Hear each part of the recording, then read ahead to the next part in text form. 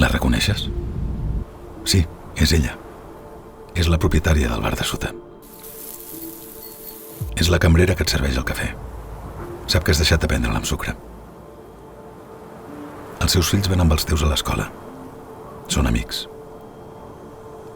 Té el llum encès quan baixes pel matí i encara és fosc, i és l'última a apagar-lo cada nit.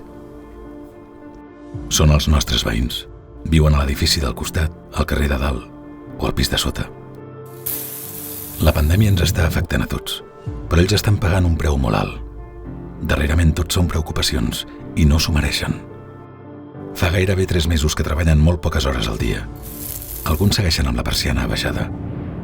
No arriben a final de mes i ja no saben què fer. Porten un any així. Però a tu no t'és igual el que els hi passi, oi que no?